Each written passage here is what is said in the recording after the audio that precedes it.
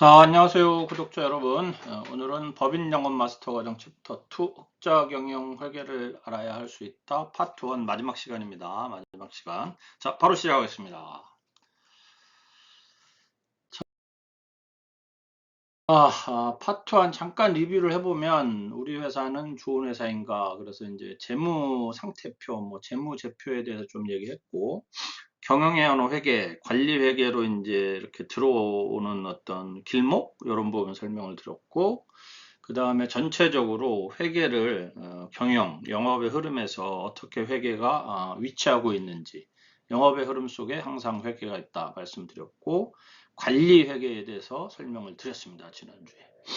그러면 이제 관리 회계는 어떤 회계냐? 오늘 관리 회계는 숫자로 하는 경영이다. 이 부분에 대해서 말씀드리고, 이 지금 회계로 컨설팅 전체는 관리 회계 부분을 이렇게 길게 쉽게 설명을 드리고자 하였으나, 회계라는 게 접근이 좀 어렵죠. 접근이 어렵고, 우리 구독자 여러분들이나 멤버십 여러분들 보시기에도 쉽지 않을 거라고 생각을 합니다. 그러나 이게 어떤 왕도가 없어요. 한 발 한 발 가다 보면 분명히 좋은 회계 컨설팅을 하시는 구독자 여러분, 멤버십 여러분들이 계실 것이고, 거기에 제가 조금이라도 도움이 되면 다행이라고 생각합니다. 여러분들 틈틈이 서점 가셔서 회계책들, 특히 관리 회계책들이 있어요. 원가 관리, 이런 관련 책들을 한 번씩 이렇게 읽어보시는 정성이 필요하실 수도 있습니다. 시작하겠습니다. 자, 관리 회계는 숫자로 하는 거예요, 숫자로. 결국은 더하기 빼기, 여기 나와 있는 사칙 연산인 거죠, 사칙 연산.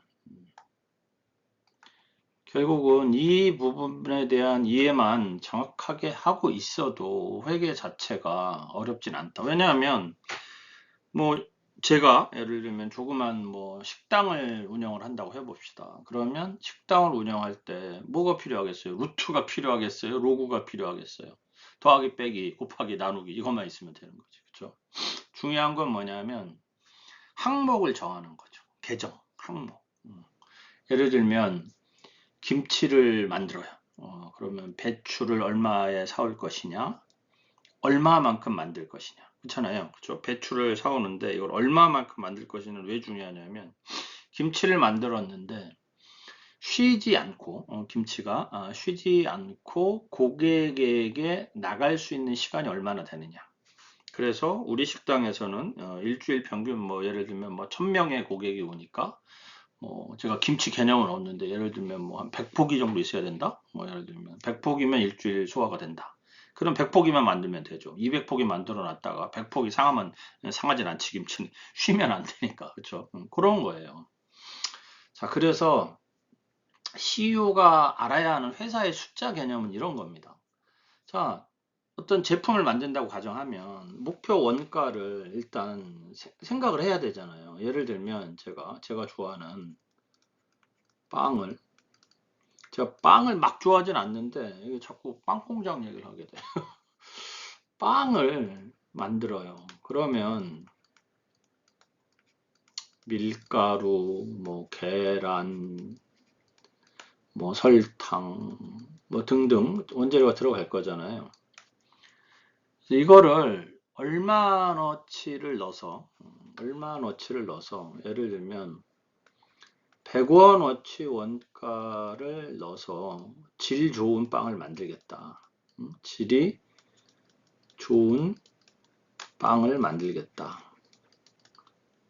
그러면 목표 원가가 100원이 되는 거예요. 100원이. 그러려면 밀가루 가격이 얼마고 계란 가격이 얼마고 설탕 가격이 얼마고 이런 부분들이 정해져 있을 거잖아요. 그런데 이 원재료들은 분명히 가격 변동이 있을 거잖아요. 그렇죠? 가격 변동이 있을 거란 말이에요. 그러면 이것을 어느 정도 원가에 만드느냐는 굉장히 중요한 부분이 되거든요. 그래서 그냥 좀 쉽게 100원짜리 빵을 원가예요. 판매 가격이 아니고 만들어서 내가 이걸 130원에 판다고 합시다. 130원에 빵 하나에 팔고 이거를 뭐 예를 들면 100개를 판다. 그럼 얼마죠? 13,000원인가요? 목표 매출이 13,000원이 돼요. 그렇죠? 그리고 목표 비용 얼마예요? 10,000원이에요. 그리고 이익은 얼마가 되는 거죠? 목표 이익은 3,000원. 이런 형태로 어떤 목표를 가지고 경영을 할 거잖아요. 그렇죠? 근데 이거는 약간 오류가 있어요. 왜 오류가 있냐면 실질적으로 빨간색으로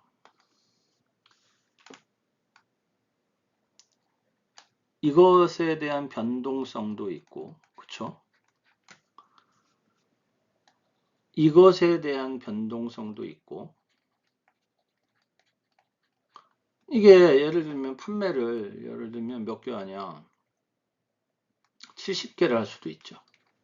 중요한 건 뭐냐면 원가를 가지고 제품을 100개를 만들어 놨어요.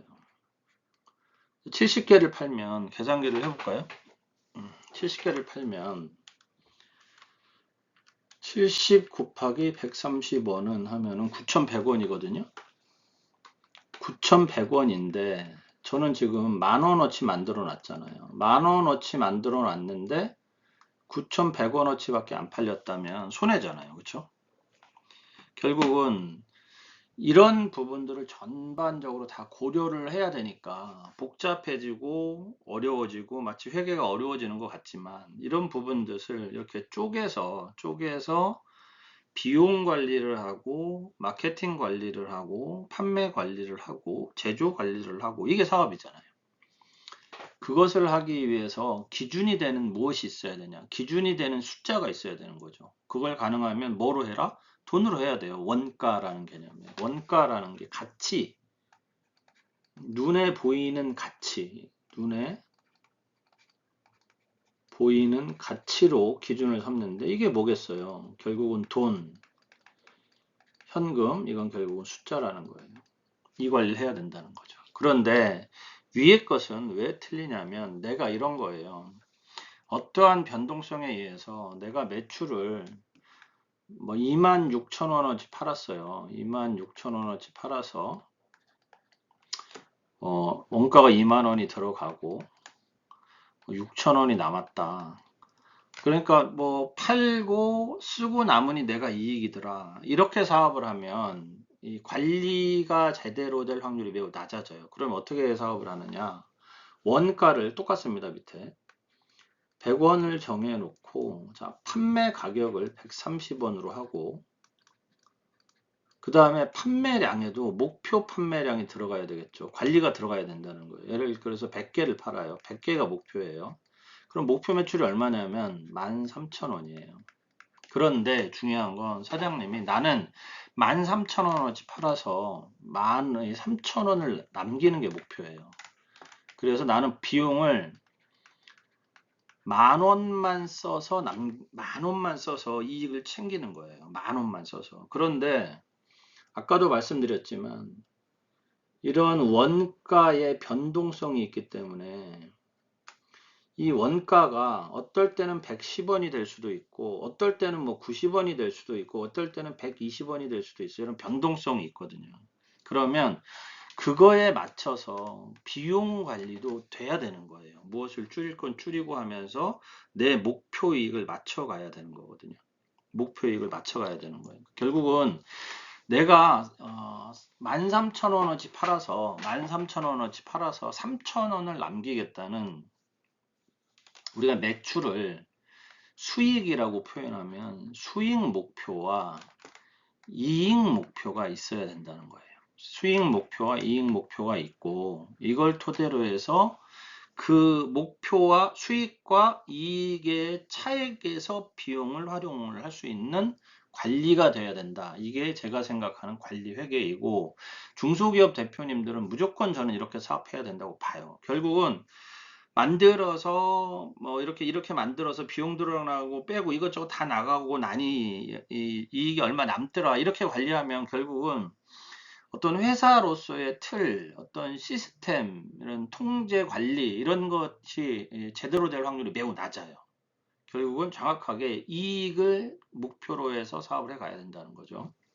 자, 그래서 원가도 이런 거예요.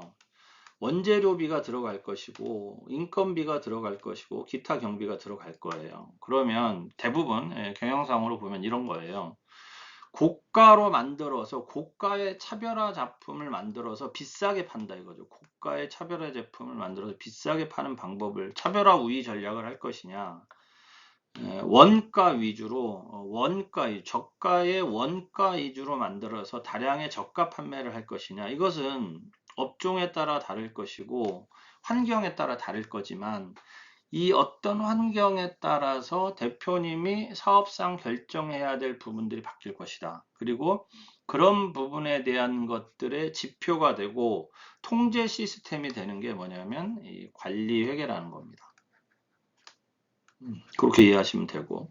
자, 그러면 목표를 이렇게 잡아놨잖아요. 그러면 실제는 이제 목표를 이렇게 해서 이런 형태로 뭐 100원에 만들어서 130원에 팔고 100개를 팔고 매출은 뭐 13,000원어치에서 3,000원 이익을 남기고 비용은 10,000원 범위 내에서 쓸 거야. 이렇게 계획을 잡았는데 실제 목표 원가는 110원이 되어 버렸어요. 10원이 늘어났어요. 그러면 이것을 130원에 팔아야 될 것이냐, 140원에 팔아야 될 것이냐에 대한 고민이 생기죠. 그렇죠? 생길 수밖에 없죠. 왜? 목표 이익은 3,000원이니까. 그렇죠? 지금 목표 이익은 3,000원인데 동일 판매량을 기록한다면 130원에 팔아가지고는 답이 없겠죠. 그렇죠? 답이 없겠죠. 그러니까 140원에 팔아야 돼요. 그런데 경쟁사에서 거의 동일한 제품을, 동일한 빵을 130원에 팔면 140원에 내보낼 수는 없죠. 안 팔릴 확률이 매우 높잖아요. 결국은 130원에 팔아야 되는 거예요. 그러면 130원에 팔아서 100개를 팔아요. 100개를 팔면 매출이 얼마냐면 13,000원이 동일한데 이익은 얼마냐면 2,000원인 거예요. 그쵸? 그리고 비용은 지금 여기 내 사진이 나와서 비용은 11,000원이 들어간 거예요. 그러면 여기서 이제 대표님 입장에서 이런 거잖아요. 원가가 10원이 올라갔으니까 많이 팔자. 실제 이익을 1,000원을 더 남겨야 되잖아요. 1,000원을 더 남기려면 몇 개를 더 팔아야 되나요? 60개 정도? 60개? 그쵸? 60개 정도 파나요? 2, 6, 12, 2, 50, 50개? 50개를 더 팔아요. 150개를. 그럼 예를 들면 150개를 팔면 계산을 한번 해볼게요. 원가는 여러분들 보세요. 150 곱하기 150 곱하기 110은 하면 원가는 16,500원이고 16,500원이에요.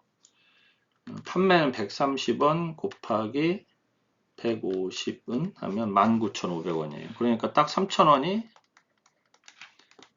남네요. 그러면 수치상으로만 말씀드리면 원가가 올라가서 50개를 더 팔아야 되는데 그러면 사실상 50개를 더 파기 위한 어떤 비용은 더 들어갈 거예요. 그렇죠? 뭐 마케팅 비용이 더 들어갈 수도 있고 뭐 물류 비용이 더 들어갈 수 있고 그런 어떤 변동성들이 생길 거잖아요. 그렇죠? 역으로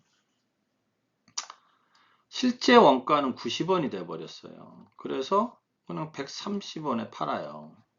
그러면 원래 100개였는데 120개가 팔릴 수도 있죠. 잘 팔리니까. 그렇죠? 이익이 늘어날 수도 있죠. 그래서 이 부분에 대해서 목표를 잡고 이제 실제 결과가 나오면 이 결과에 대한 자, 좀 지우고 빨간색으로 쓰겠습니다. 목표와 실제의 어떤 차이가 발생하면 이 차이를 분석을 해서 어떻게 개선할 것이냐. 이게 자 플랜 두 분석하는 게 체크 혹은 뭐 C 그리고 액션, 개선, PDCA 사업 이렇게 되는 거예요. 이게 관리 회계인데, 자 여기서 우리 구독자 여러분, 멤버십 여러분들께서 보시면 루트가 들어가는 것도 아니고, 뭐 원주일 3.14 땡땡땡이 들어가는 것도 아니고, 로그 함수가 들어가는 것도 아니고, 결국 뭐예요? 숫자만 가지고 우리가 더하기 빼기 곱하기 나누기 숫자만 가지고 경영상의 대부분의 숫자 관리, 회계 관리, 그리고 경영 관리를 할 수 있다. 그리고 그런 통제 시스템, 이걸 뭐 내부 통제 시스템, 뭐 관리 시스템, 뭐 이런 것들을 얼마든지 만들 수 있다 이거예요. 그래서 여러분들 우리 구독자 여러분이나 멤버십 여러분들께서 만나시는 기업에 이렇게 하고 있는지를 한번 물어보세요. 물론 머릿속엔 들어가 있는데 이게 관리 직원들과 공유가 되고 있고, 특히 요 차이 분석을 하고 있는지를 한번, 물론 어떤 시스템 없이 하고 계실 거예요. 야, 이렇게 원가가 왜 이렇게 많이 들어가?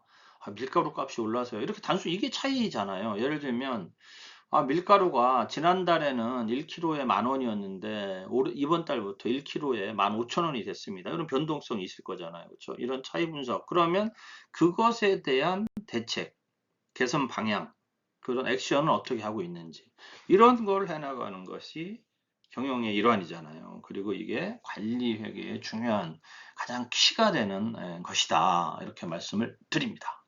자, 다음 장.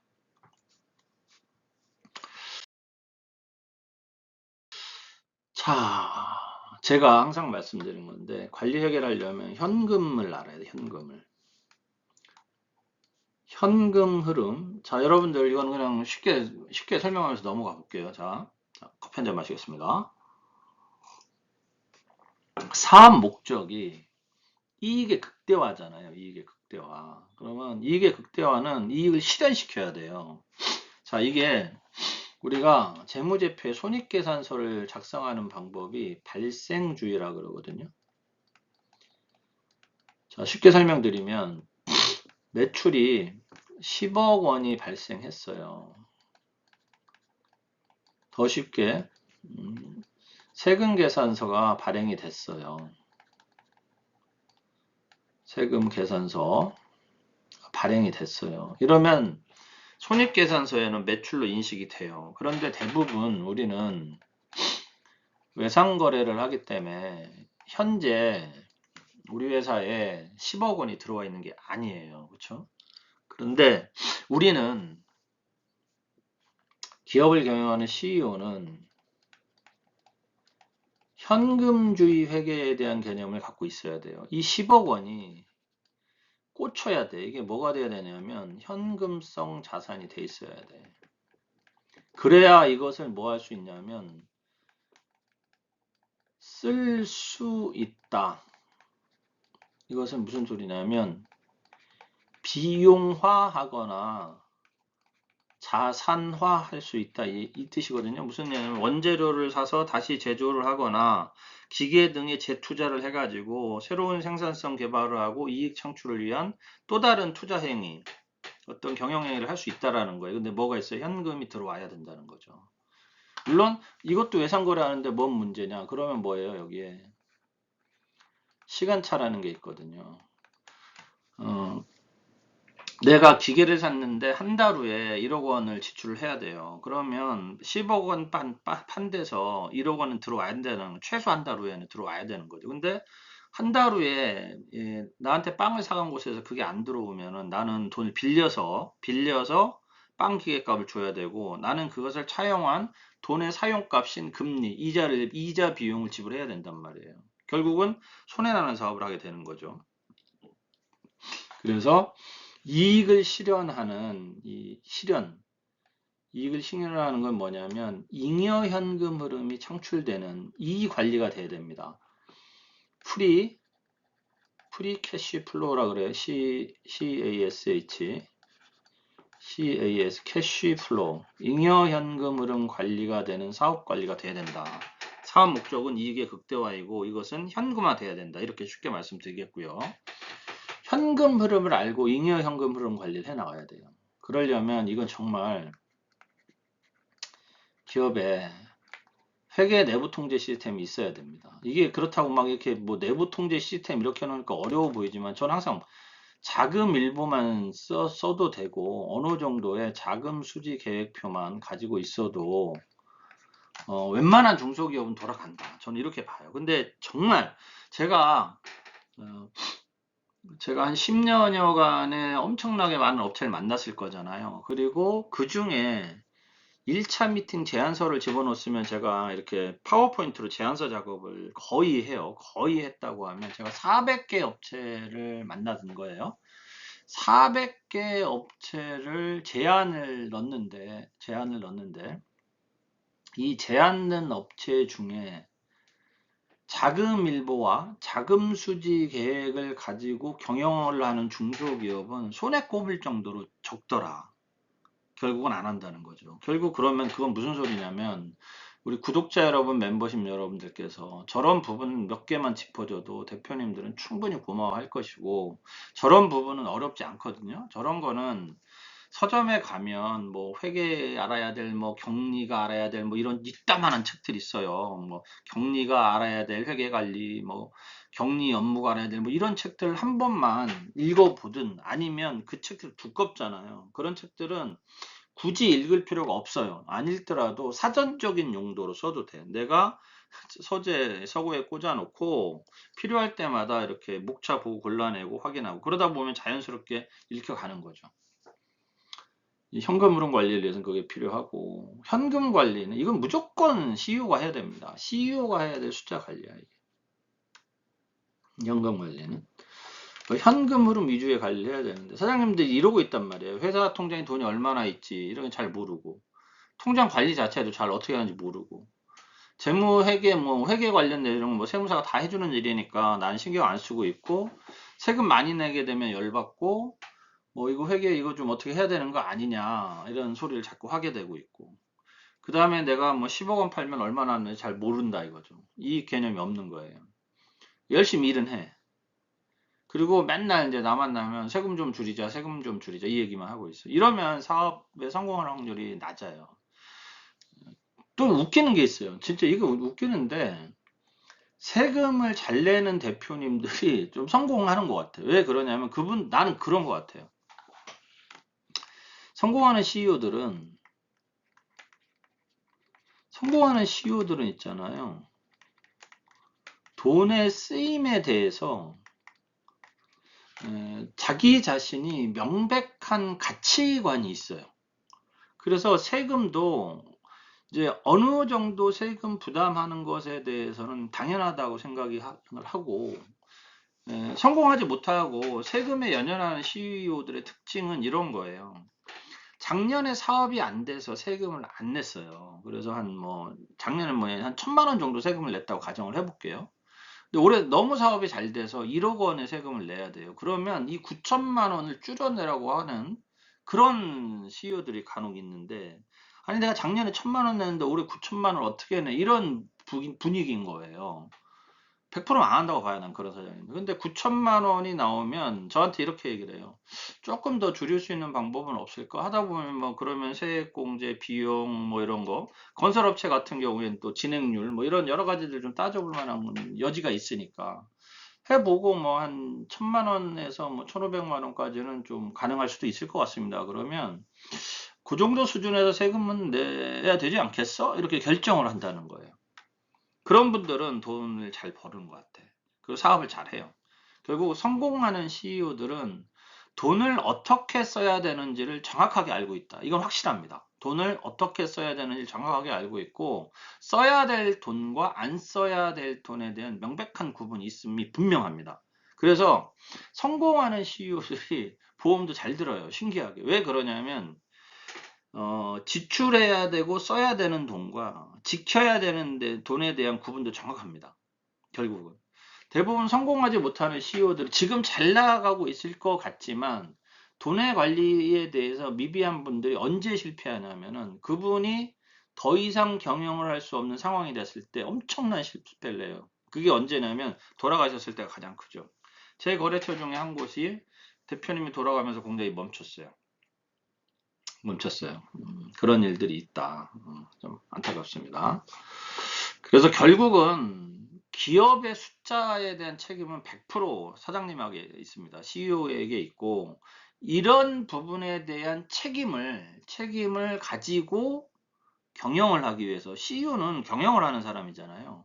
경영을 하기 위해서 대표님이 하셔야 될 회계가 뭐냐면 관리 회계라는 거고, 이 관리 회계는 더하기, 빼기, 나누기, 곱하기로 하면 된다. 이 말씀을 우리 구독자 여러분한테 드리면서 오늘 강의는 여기까지고 회계록 컨설팅 파트 1을 마치겠습니다. 파트 2 잠깐 소개해드리고 오늘 인사드릴게요. 자, 파트 2는 이제 CEO가 알아야 될 자산 관리에서 매출 채권 관리 어떻게 하면 좋겠다. 그 다음에 중소기업은 허수의 유동자산이 많아. 뭐 가지급금 뭐 이런 허수의 유동자산. 사실 매출 채권 재고자산에도 허수의 유동자산이 많을 거예요. 빨리 정리하는 게 좋을 것이고. 재고자산 관리는 어떻게 하면 좋겠다. 부동산 가치 이거는 진짜 우리가 그 역사적 원가주의잖아요. 처음에 그 회계는 재무상태표는 처음 사놓은 회사 뭐 땅을 뭐 1억 원에 사놓으면 지금 100억 원이 돼도 1억 원 적혀 있으니까. 그런데 부동산은 매년 평가해서 어느 정도의 지금 가치가 있는지 알아두시는 게 좋을 것이고, 기계 등 설비 투자하실 때는 신중하게 하셔야 되는 이유, 현금 흐름 때문에 그래요. 설명드리고, 그 다음에 이제 무형자산 중요하죠. 잘 쓰면 보약이 됩니다. 이 내용을 가지고 또 하나, 둘, 셋, 넷, 다섯, 6개네요. 파트 2 6주 강의를 이제 또 시작을 해 보겠습니다. 인사드리고 마무리하겠습니다. 자, 읽어드릴게요. 우리 구독자 여러분, 멤버십 여러분께서는 잘 생각해 보세요. 장부를 허술하게 관리하고 세부 항목을 간과하는 것은 돈을 책상 위에 놓아두는 것과 다름없다. 돈을 훔쳐가는 것은 도둑만이 아니다. 관리를 못하는 것도 도둑 맞는 것과 진배 없다. 이렇게 말씀드리면서 다음 주에 뵙도록 하겠습니다. 수고하셨습니다.